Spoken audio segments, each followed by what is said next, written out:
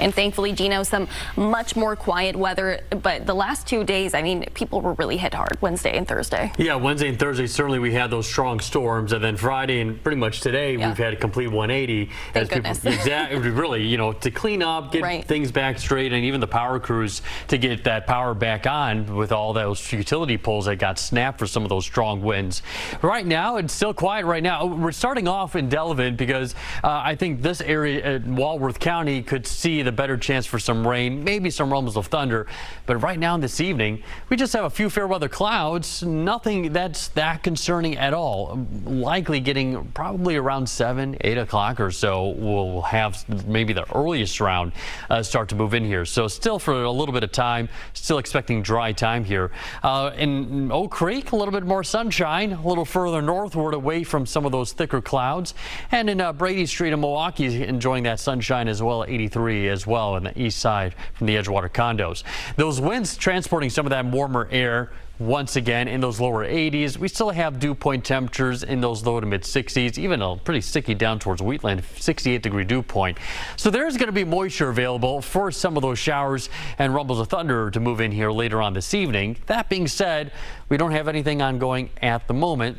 That also being said, we'll see some changes as we head into tonight because there is a band of rainfall and embedded thunder moving in here from the west, pivoting eastward. There's a lot stronger storm activity further southward in Iowa, southern Iowa, northern Missouri, where there is some ongoing severe weather concerns at the moment with this low pressure moving eastward.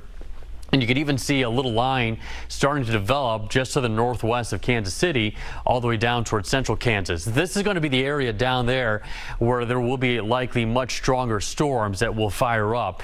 For us, we do have a level of 1 out of 5. Could there be a storm that might see some small hail, maybe some gusty winds? Yes, I can't say completely zero, but the chances of that are very slim, especially when you're looking at what we saw on Wednesday and Thursday, a much different story. Now, further southwestward, this is going to be the bullseye of where those strong and severe storms are really going to occur. There could be a stray storm or so that might make its way into southeast Wisconsin, but this is going to be the center of the activity tonight, where we do have ongoing tornado watches, severe thunderstorm watches in effect because of that ongoing severe threat. For us, Futurecast does show a little bit of some of those scattered showers passing through as we head into the overnight. Not looking that concerning, which is certainly some great news. We do not need any strong storms at all anytime, but especially after our Wednesday and Thursday. Early tomorrow morning might get a little scrape from some scattered showers in the morning hours down towards Racine and Kenosha, but as we head later on into the morning hours, we'll start to dry things out. It also is going to be a little cooler tomorrow as well. 70 for your high temperature when our normal high is 76 for this time of year.